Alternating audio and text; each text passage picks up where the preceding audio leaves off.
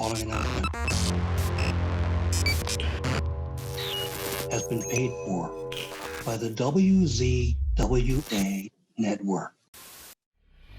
Ladies and gentlemen, welcome to the WZWA Network here for our review of Triller Fight Club Legends 2.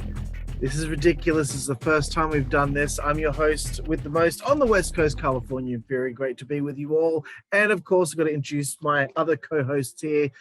First of all, you all know him as Jooseyboy, Daniel Johnston. What's going on, man? And a lot, guys. Excited to be here for this review. Yep. And if we're going to be reviewing boxing, it can't just be us two, DJ, because we don't know what the fuck we're talking about. So we have no idea. We need an expert. We need an expert. And we've got that expert right here, right now. Some of you may know this voice from our Friday night brand warfare on Twitch. He is the one and only Hunter Hearst Haguesley. How are you, my friend? I'm very well, mate. Geez, mate, you sound so professional doing this. I'm going to not be up to scratch. But yeah, what you guys know in wrestling,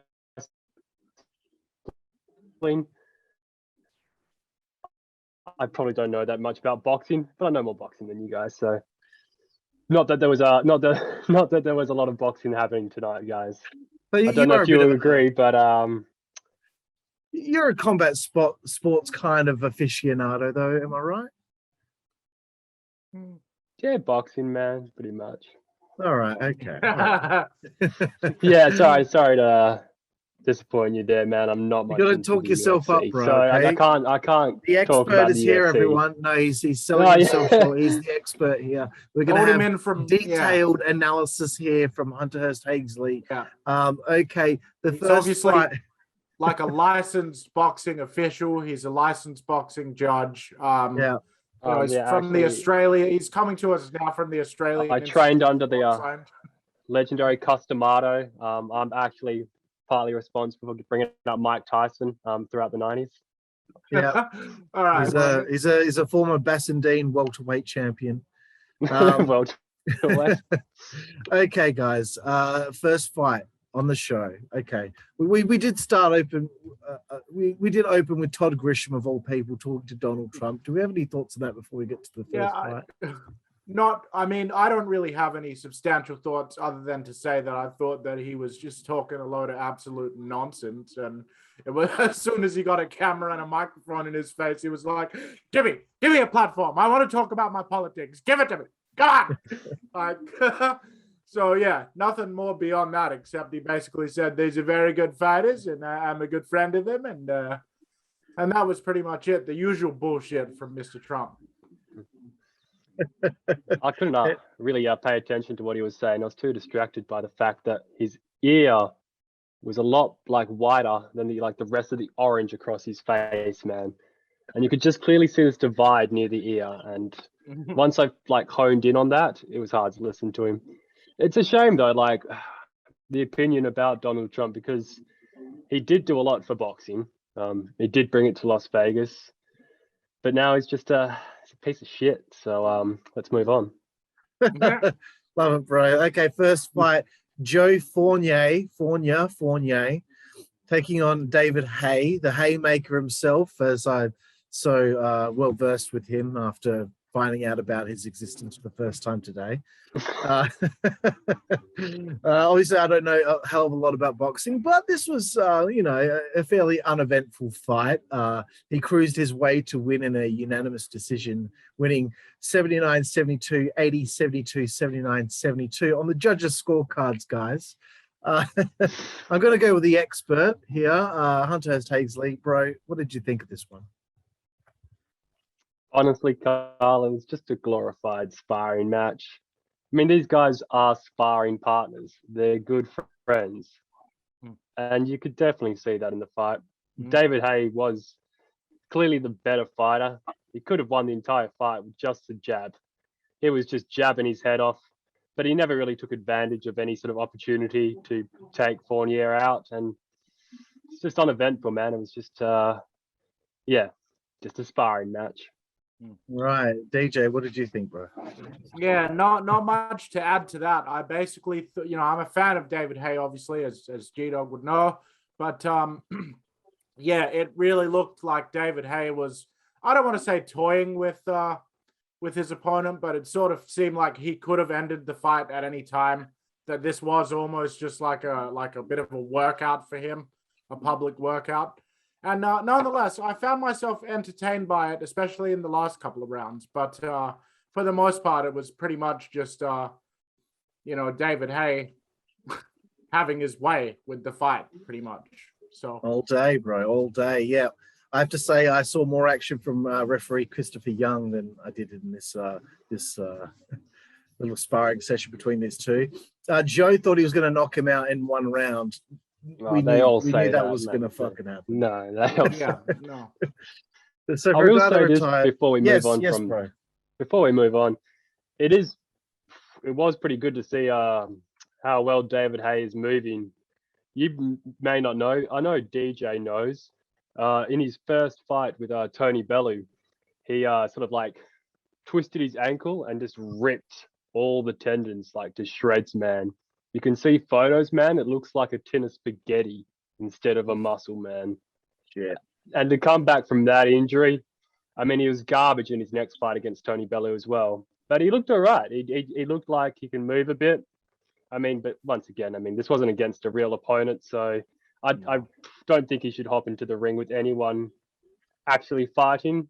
But it was good to see him come back from an injury like that. Yep, cool, bro. And I guess another highlight from this whole thing, well, one of the highlights was 50 Cent on commentary, breaking out the champagne. And I know, DJ, you want to talk a little bit about commentator Sean Flores. And I will mention him a little bit later. What's with this guy? He seemed like he thought like, oh, I'm in with 50 right now. Yeah, it was like, dude, he reeked of desperation. Like, aha, 50, that was so funny, 50. Hey guys, you want 50 said that was so good. Oh, champagne, what champagne? 50, what? Oh yeah, there's a boxing fight going on, but 50, man, me and you were the same, bro. Like, it just felt like Mr. Flores spent all of his time trying to ingratiate himself to 50 Cent like he was having a mark-out moment. Eventually, at some point, we saw 50 Cent actually with the bottle of champagne. He was kind of talking a little about it, pours himself a nice, fine glass of bubbly, and Flores is like, wait a second, 50, I got a glass too. Like, shoves in there, and then like 50 Cent kind of like rolls his eyes and kind of like pours the guy a half-assed glass. And the guy's like, let's cheers to Triller Fight Club or whatever. Just, my God, dude, could you be any more of a fucking sycophant sucker? Motherfucker. Man. It's like he never had a friend before, and now he finally had one. Like trying to force friendship. Like, the other thing was Sean Porter's like actually, offering like quite a lot of good analysis and stuff throughout the broadcast. He's just like, yeah, whatever, Sean, but 50, man. Like, it just felt like he didn't give a shit about anything but 50 Cent being next to him. As soon as he heard the wine, he was onto it. He's like, oh, well, 50's going to pour himself a glass. You can only have water, Sean, but, I can have a glass, 50. Yeah. Oh, my God. Oh, man, bro. it must have hit him because ever since that, like, glass of wine, man, Sean was just off chops the rest of the card. Dude, he was doing impressions, man, and doing impersonations. He's just screaming "fuck" into the microphone. Yeah. And that comes in the next fight as well. That's where the F-bombs start dropping. Yeah, ridiculous, man. I bet afterward he was like, "Hey, 50, what are you doing after the show? You want to hang out?" And he's like, "No, man, you know what I mean? Nah, say I got some tea away from my hotel room, man." Yeah. I got 4 ring girls already in my car. What did you guys think of Ashley Haas, the backstage interviewer? Nice to look at. Do you think she had some astute questions there? I think that as far as being a sideline interviewer that they've hired to do this event, she did a very good job of reading the questions that they kind of prepared for her. Like, she didn't really have many insightful conversations, but she did fine in the role. Like, I will say, and maybe it's just the kind of mood I'm picking up on little stuff like this, but I felt like her shoulders were like 5 inches back than her hips were. Like she was constantly just pushing herself out on a slanted angle. Found that very distracting as well. But as DJ said, I mean, it's just someone hired to ask some questions. Yep, no complaints on my end from any of that. No, I bet there isn't. I loved the bit, DJ. You made this comment as we were watching this. There was a little segment with Mario Lopez and Shane Mosley talking, and then Mario throws it from himself back to you, Mario. Thanks, Mario. Mario Lopez throwing it back to himself. All right, we're gonna throw it back to Mario Lopez at ringside. Good to see you, Mario. Thank you, Mario. Okay, and the next brilliant part on the show is 50 Cent's taking a break. I don't know which one of you said about taking a break from what. Yeah, that was me. Yeah, the commentators. So just to add some context for anyone who didn't see it, the commentators made a point after 50 Cent had only been out there for one fight to say that 50 Cent is taking a bit of a break, but he'll be back later for the Holyfield fight. What do you need a break from? You sat there and fucking drank champagne and barely said a word the entire fight. Like, so, you know, there's a real, with this Triller Fight Club, what I'm noticing so far at this point, this far in, boys, is that there's kind of a real much looser vibe than kind of a more formal boxing event that you might see. Absolutely. It was comical, and you know, he's taken a break from taking a break. He was relaxing there at ringside. Yeah, it's not even at work. Okay, so the next fight that took place, Andy Vences taking on Jono Carroll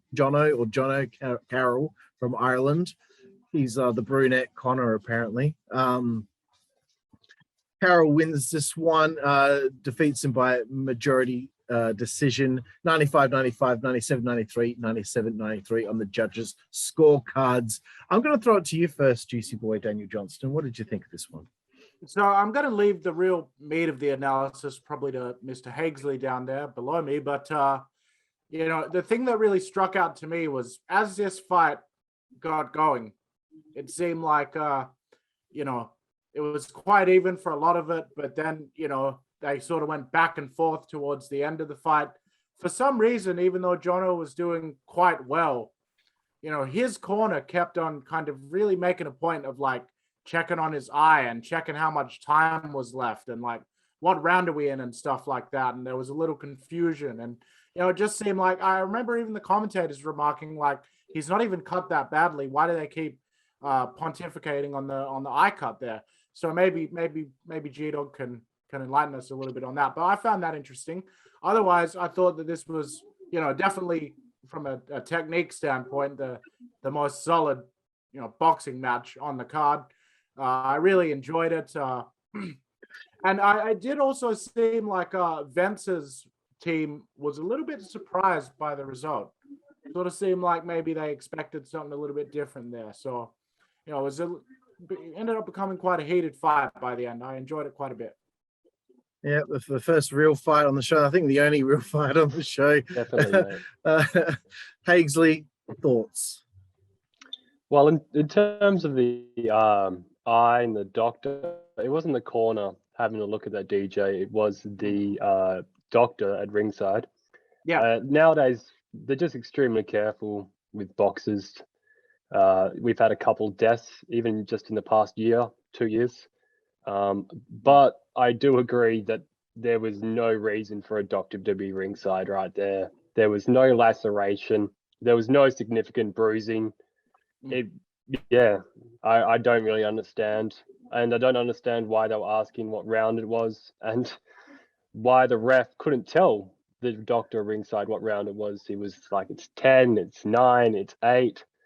So that's, I don't know, poor from the ref standpoint. In terms of the quality of the fight, it was a quality fight. It was a really good fight.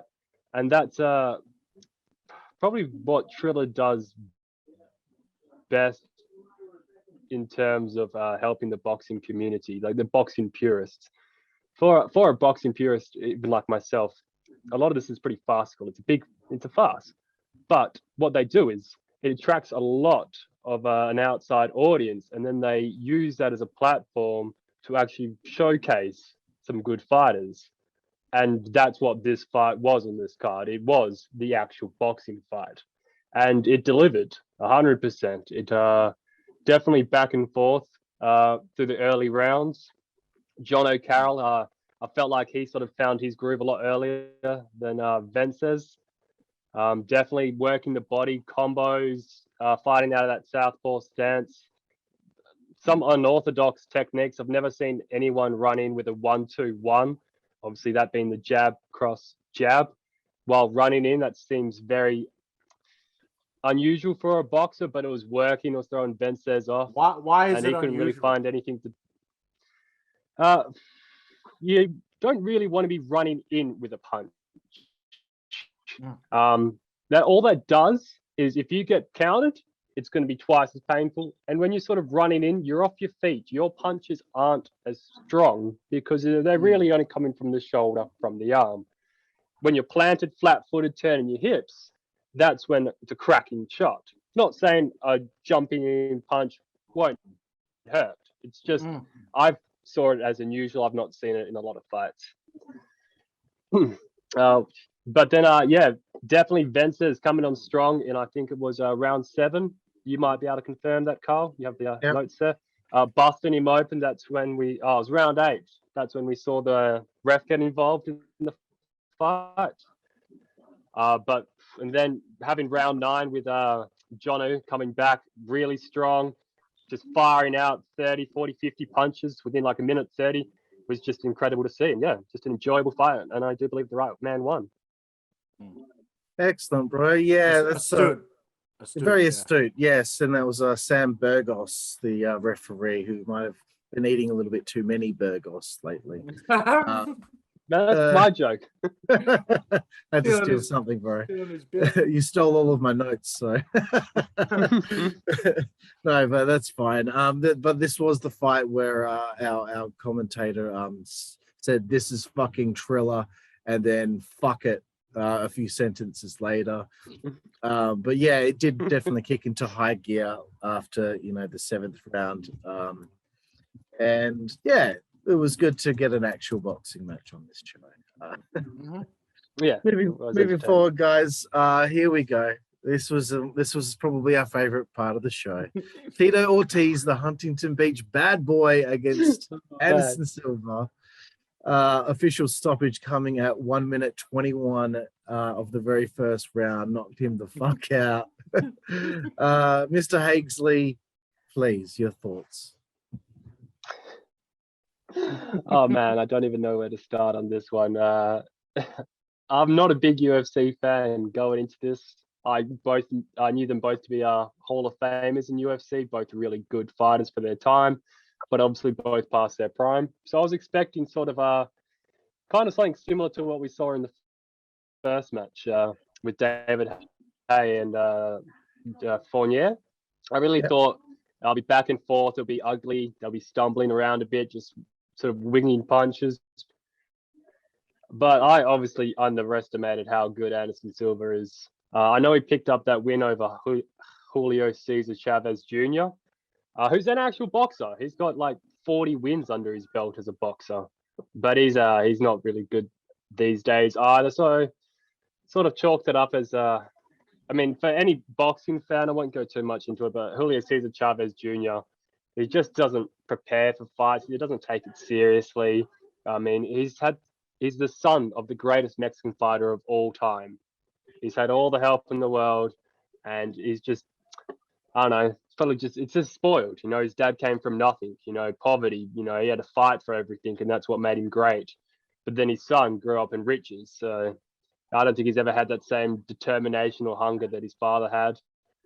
But yeah, seriously, guys, Anderson Silva just cracked him so hard with a counter right hook when Tito rushed in, and Tito, he was out cold straight away, and followed up with 2 punishing left hooks after that as well to the side of the temple.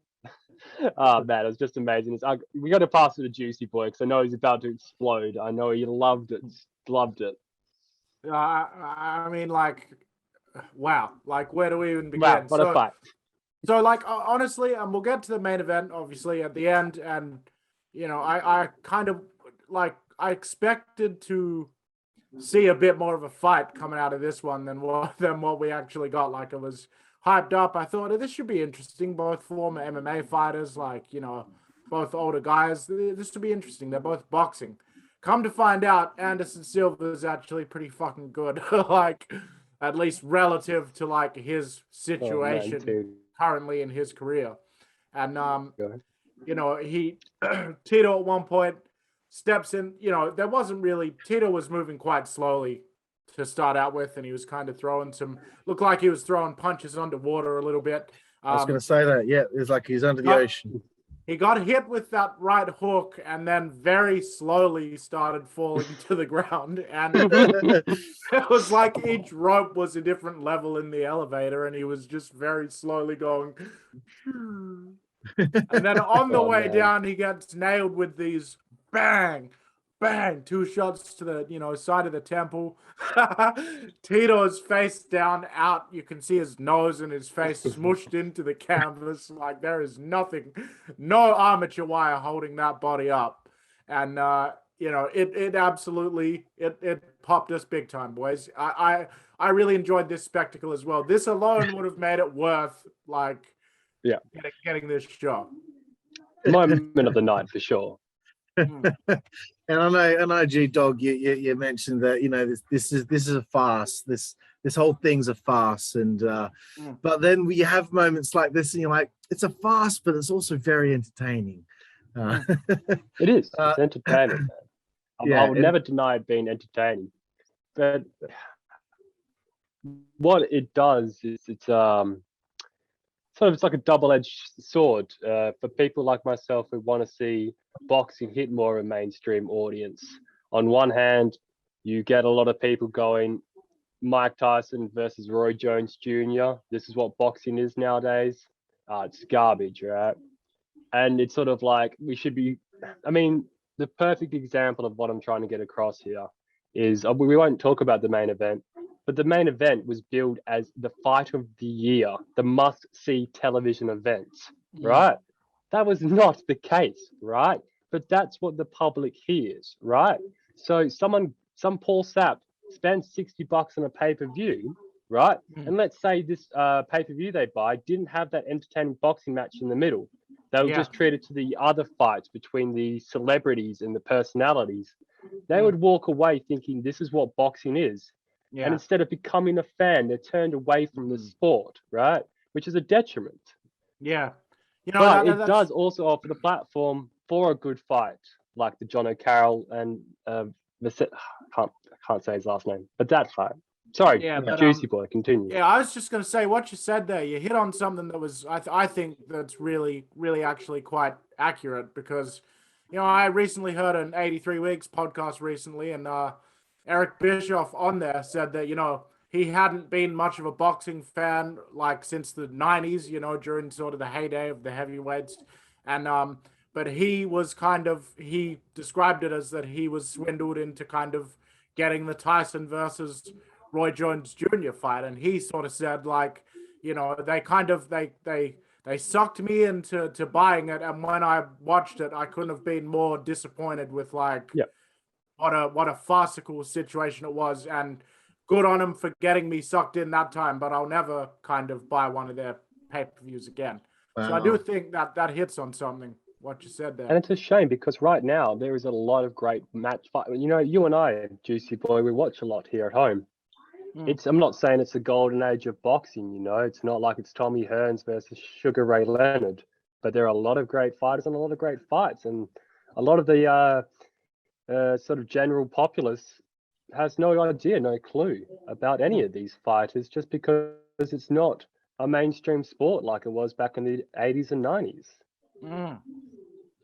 Very astute, bro. And I remember Snoop Dogg on commentary for that Tyson fight saying it's like good, two drunk uncles fighting at a barbecue.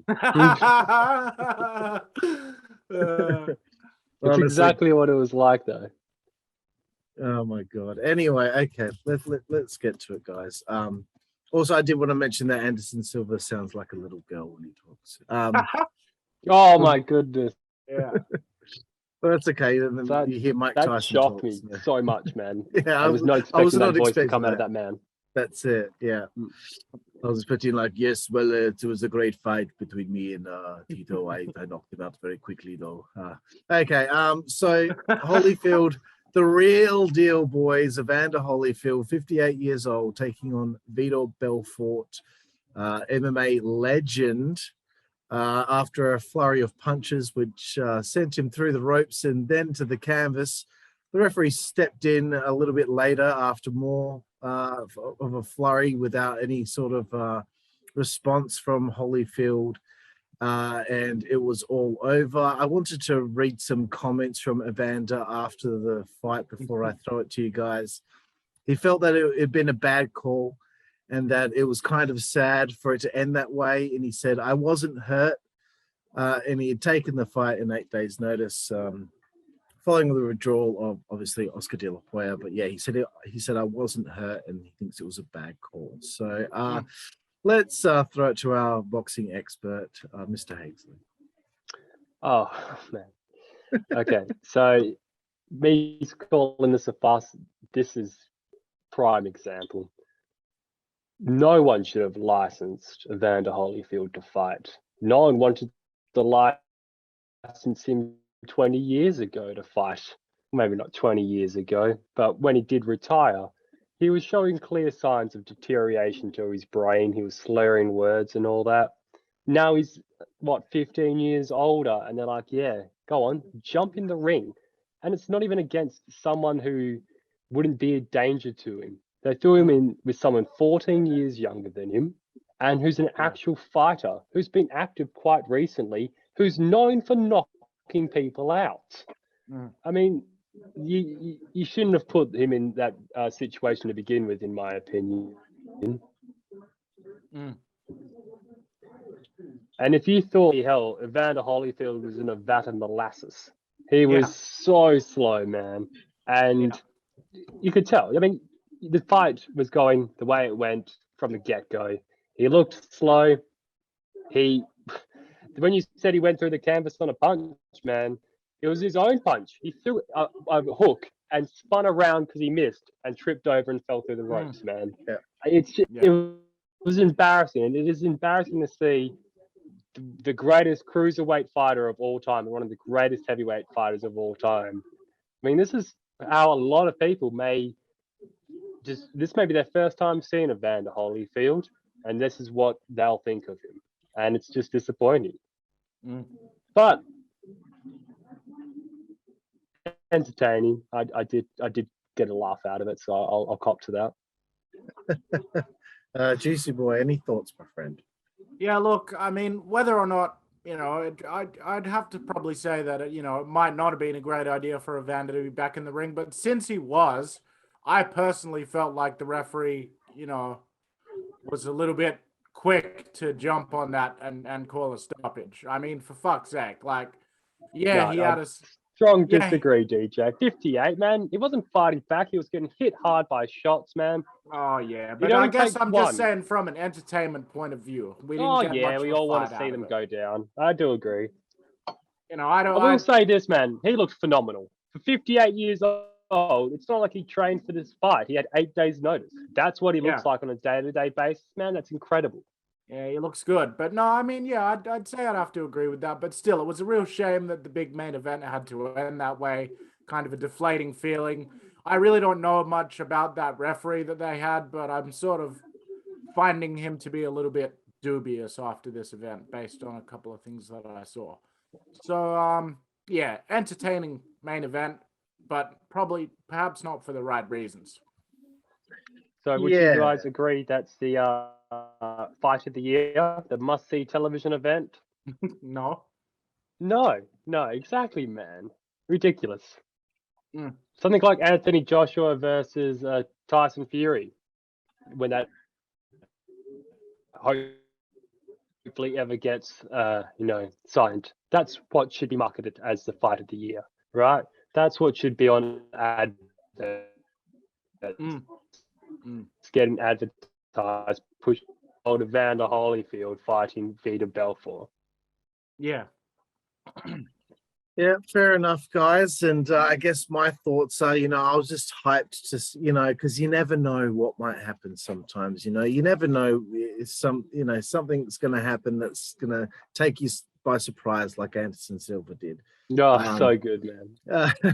But I am a fan of that story of that guy who's past his prime coming back and somehow, some way showing that they've still got it. That was my hopes, right? Obviously, that was my hopes and my dreams, and obviously we didn't get that.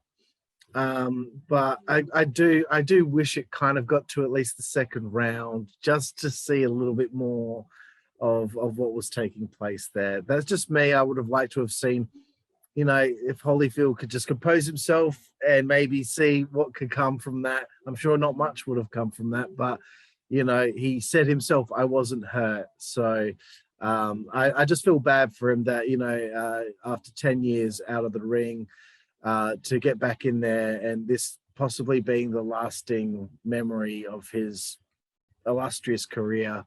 I just would have liked to have seen him at least have the chance to make it look a little better than it ended up being. But it is what it is. And I will mention this, guys. Somebody asked him as well if he'd be keen on getting back in the ring to fight Mike Tyson, and he said he would be very keen for that. I was just about to bring up that point, man. I was like, why did they put him against Vitor Belfort, man? Why was it not just Mike Tyson from the get-go? Tyson probably wasn't going to go out there and just beat the shit out of him like Vitor Belfort did, Would have treated a bit more like Roy Jones Jr., like let's make it a bit more entertaining.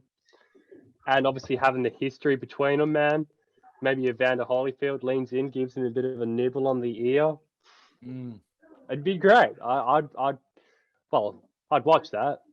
Don't know if you'd really want to pay for that, but I'd watch it.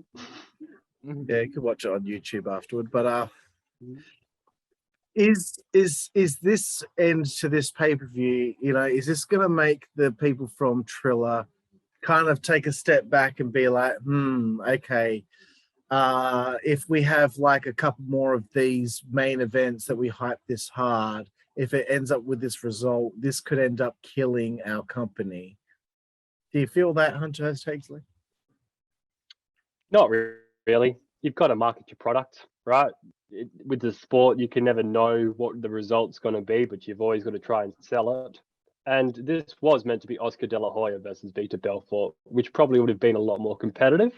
He has come in on 8 days' notice. I mean, he obviously wasn't any match for Vitor Belfort, but he was a name, and that sells, right? So they just put him in there as a replacement because he's had the same sort of name value as Oscar De La Hoya.